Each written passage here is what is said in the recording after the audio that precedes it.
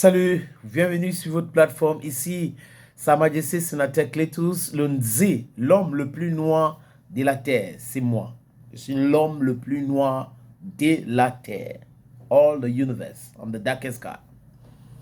Aujourd'hui, vous voyez ce qu'on dit, ou je disais depuis longtemps. Les Occidentaux sont restés toujours dans cette façon de faire. Et ils n'ont pas compris que le paradigme a changé. C'est-à-dire, l'Iran a un problème avec l'Israël. On prend les Iraniennes qui vont parler contre leur pays. Et on prend les Israéliennes qui vont parler pour Israël.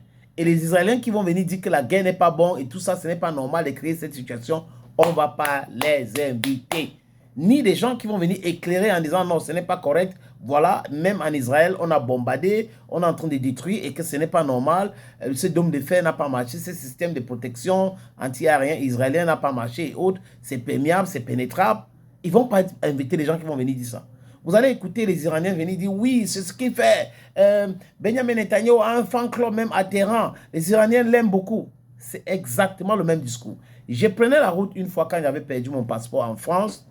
Nous sommes en 2012. J'avais perdu mon passeport au niveau de gare de Lyon. On avait garé la voiture, les gars sont venus casser et il y avait le passeport, document important, dans le sac à main. Et on avait laissé dans la voiture, c'était une erreur. Au niveau des gares de Lyon, regardez très bien l'image. Et comme on avait volé le document, on avait un événement à Berlin. On était obligé donc de prendre la route.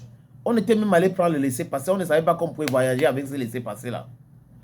On a pris la route, on a traversé le Luxembourg, on a traversé le Pays-Bas et on est entré en Allemagne et on devait déposer une Iranienne à Cologne, en Allemagne. Et on a commencé à discuter. Elle est réfugiée iranienne. Il a commencé, non, vraiment, les dirigeants, je lui disais que mais moi j'aime ce pays parce que j'aime les gens qui n'acceptent pas tout et du n'importe quoi. Et l'Iran tient tête et moi ça me plaît. Elle disait que non, c'est parce que tu ne connais pas. Donc voilà la qualité des gens qu'on va enlever ou on va appeler, inviter sur les plateaux pour venir insulter l'Iran dans une situation difficile. Ils pensent que c'est en faisant cela que les Iraniens qui sont en Iran vont détester leur pays. Non, dans une situation de guerre, dans une situation d'attaque, dans une situation d'agression, le peuple se met toujours derrière son dirigeant. Par contre, en Israël, Benjamin Netanyahu, avant même le déclenchement de ce conflit ou de cette brutalité, de cette agression, le peuple israélien était contre Benjamin Netanyahu. La justice est à ses trousses. La justice israélienne est à ses trousses. Et M. Netanyahu cherche des voies et moyens avec son frère Donald Trump pour sa survie politique. Il veut qu'on le protège politiquement. C'est pour cette raison qu'il accepte de jouer ces sales jeux, attaquer tout le monde, les amis. Je vous suggère d'écouter cet extrait. C'est un audio, hein, parce que là, il y a beaucoup de personnes qui viennent. Mais sénateur, je n'ai pas vu la vidéo. C'est un audio. J'ai transformé cette vidéo en audio pour des raisons de droit d'auteur. Les amis, regardez ça ou écoutez ça, désolé. Écoutez ça attentivement. Vous allez comprendre pourquoi je dis que les chaînes occidentales sont des chaînes qui passent le temps à véhiculer des fausses informations et à inviter les gens pour raconter du n'importe quoi. Qu'il y aura un accord. Je pense qu'il est temps de conclure un accord et nous verrons bien ce qui se passera. Mais parfois ils doivent se battre, nous verrons bien. Je pense qu'il y a de bonnes chances qu'il y ait un accord. Alors, il avait fait a priori presque la même sortie pour l'Ukraine. Vous vous en souvenez, en disant que Russes et Ukrainiens devaient continuer de se battre. Oui, tout à fait. Bah, c'est pas son problème, en fait. Je pense que d'un autre côté, il a fait son choix. Et peut-être que pour lui, c'est la seule solution pour que le problème nucléaire iranien soit réglé. On n'a qu'un État, Israël, qui fait le sale boulot, sans engager les autres. Absolument. Si ça va mal pour Israël, les Américains seront là, mais ils ne seront pas en première ligne. Et que même ça arrange les Européens, finalement, que les Israéliens détruisent toute infrastructure nucléaire. Donc je crois qu'on est bien dans une logique, laissons-les faire. Oui, c'est pas bien. Oui, il faut trouver une solution. Ça va s'arranger. Mais en attendant, casser tout ce qui est en face. En gros, c'est ce qui est demandé aux Israéliens. Et à mon avis, ils ont open bar aujourd'hui sur l'Iran pour détruire toute infrastructure nucléaire. Fahmie, vous approuvez ? Tout à fait, tout à fait. Je pense que vraiment, ce qu'il a fait, parce qu'en Iran, il a un grand fan club, Netanyahou. Ah bon ? Absolument. Et les Iraniens, quand il y a le drapeau d'Israël pour marcher dessus, ils font un tour pour ne pas marcher dessus. Ils ont montré 85 millions Iraniens, à quelques petits pourcentages pro-régime, approuvent ce qu'il a fait, Netanyahou, et ils disent que cette guerre-là, c'est la guerre de Khamenei, qui a commencé depuis des dizaines d'années, et c'est pas notre guerre. le peuple. Et c'est peut-être une guerre qui permettra d'ailleurs de se débarrasser du guide suprême. Absolument. Donc, il ne faut pas dire que le guide suprême, c'est un guide religieux ou non politique. Il est le chef de l'armée. Donc, le chef de l'armée pourrait être assassiné, le mot qu'on voulait employer, comme les autres personnes. Par contre, si Trump met son veto, je dirais quelque part, ça serait bien qu'on le garde au chaud pour qu'il soit jugé pour ses crimes, parce que c'est la seule personne responsable dans cette situation. Alors, je suis pas sûr que ce soit dans la ligne de mire du président américain de le garder au chaud. On avait vendredi un ex du Mossad, des services secrets israéliens, qui nous disait sur ce plateau, en fait, on le garde pour le moment parce que faudra bien négocier avec quelqu'un et ça sera utile. Tiens, on va l'écouter.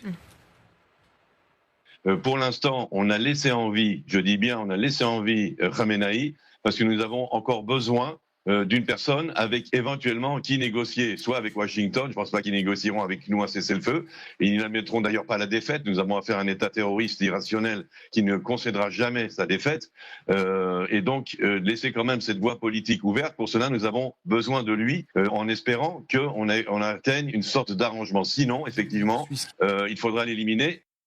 Sinon, il faudra l'éliminer. En général, Chauvency approuve votre analyse et peut-être pour expliquer aussi cette position américaine qui va le défendre tout au long de ces 3 jours au G7. Alors, sur la position américaine, ce qui est absolument paradoxal, c'est qu'il y a quelques semaines, M. Trump était à Riyad. Il faisait un discours dans lequel il disait « Plus jamais les États-Unis ne seront là pour changer le régime des pays, plus jamais nous essaierons d'imposer la démocratie par la force », qui avait été le programme de George Bush et des néoconservateurs. Donc là, il est un peu obligé, finalement, sous la contrainte et sous l'action d'Israël, de revenir dans le jeu moyen-oriental. Alors, est-ce que c'est pour démocratiser l'Iran je ne suis pas sûr effectivement que lui, personnellement, M. Trump, ça soit une de ses grandes ambitions, mais ça sera peut-être l'effet des frappes israéliennes, de la politique israélienne. Et pour rebondir sur ce que disait Fahimé tout à l'heure, c'est vrai que historiquement, jusqu'en 1979, l'Iran, la Perse, avait les meilleures relations avec Israël. Il faut se souvenir qu'à l'époque, Israël était confronté à l'hostilité des pays arabes voisins, c'était les guerres israélo-arabes, et dans ce grand jeu moyen-oriental, Israël s'appuyait sur les autres pays, les pays non arabes, la Turquie et l'Iran. L'Iran, la Perse, était en fait objectivement un État très proche d'Israël. Et en 1979, la République islamique a complètement changé ça. L'Iran est devenu le plus grand ennemi d'Israël, animant ce qu'on appelle l'axe de la résistance aux 4 coins du Moyen-Orient. Mais en fait, quand on y réfléchit, c'est pas en profondeur. C'est-à-dire que les Iraniens, en profondeur, ils n'ont pas de problème avec Israël. C'est le régime. C'est le régime parce qu'en fait, l'existence d'Israël ne menace pas, si vous voulez, l'Iran même. Alors qu'à l'inverse, c'est vrai que Israël, depuis cette époque, est directement menacé dans son existence même par le régime islamique de Téhéran. Ne vous fâchez pas. Hein. C'est aussi important de démasquer ces gens-là. Parce qu'il y a certains qui vont dire, mais ça m'énerve. Oui, bon, ça peut t'énerver. C'est naturel. Mais ils sont comme ça. C'est comme ça qu'ils procèdent. La dame que vous avez écoutée dans cet audio, elle est iranienne. Réfugiée iranienne. Pour quelle raison, je ne sais pas. Mais elle est en train de parler contre son pays en disant des contre-vérités dont elle ment. Donc LCI et les autres chaînes européennes invitent les menteuses et les menteurs professionnels pour pouvoir dire des choses pour nuire à l'image. Mais ils ne se rendent pas compte que ça reste seulement en Europe. Parce que dans les autres continents, les gens savent déjà qui ils sont, ce qu'ils font. Ils travaillent pour qui? Leur méthode de travail. Tout le monde sait déjà. Ils sont les seuls peut-être qui ignorent que le monde entier sait déjà comment ils procèdent. Les modus operandi. Vous allez toujours inviter des gens, des criminels, certaines menteuses professionnelles, les menteurs professionnels, pour venir raconter du n'importe quoi.